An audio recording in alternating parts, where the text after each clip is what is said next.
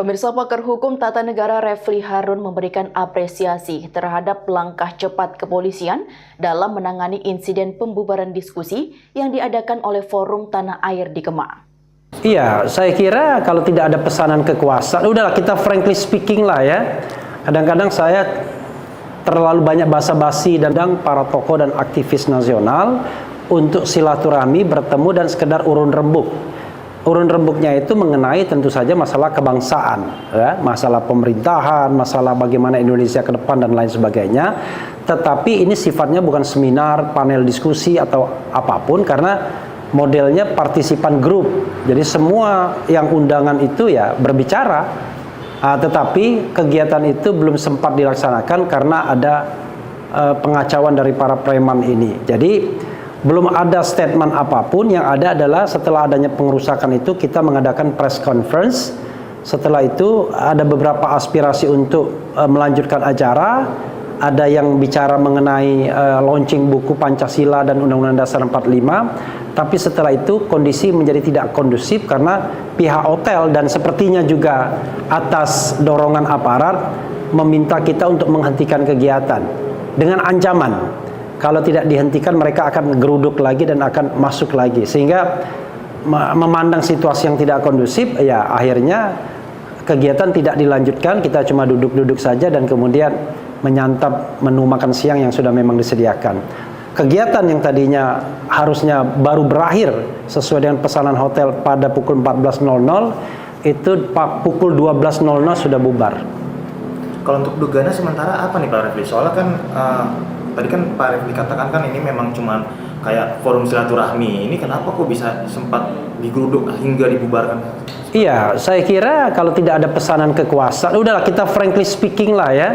Kadang-kadang saya terlalu banyak basa-basi dan lain sebagainya. Yang hadir itu adalah orang-orang yang selama ini kan kritis dengan pemerintahan Presiden Jokowi. Ya, sebenarnya kita juga mengundang Gatot Nurmantio. Gatot Nurmantio tidak datang.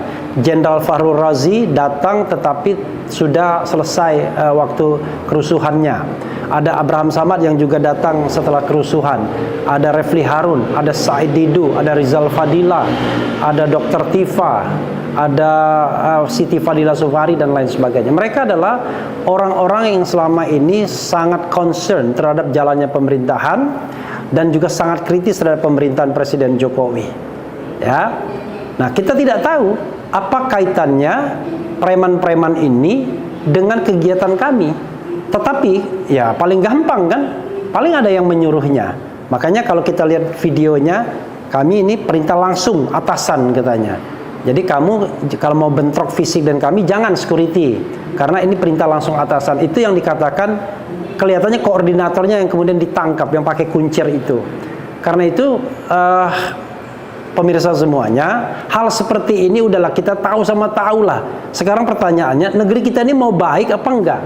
Mau demokratis mau apa enggak? Mau memberantas korupsi atau enggak?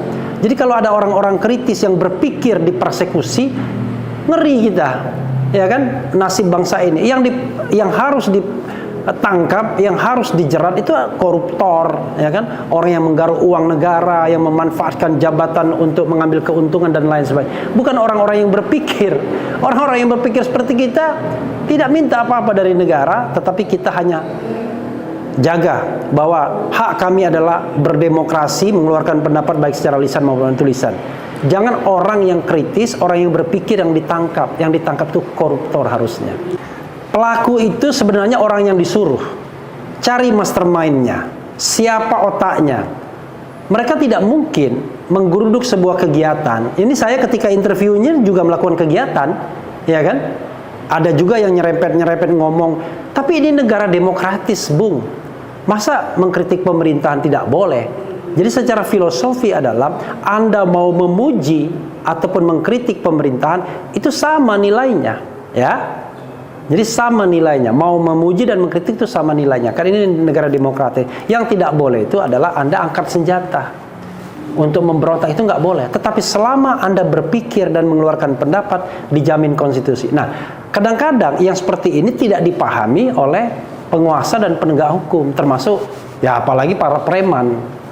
Karena itu mudah-mudahan pemerintahan Prabowo tidak seperti itu.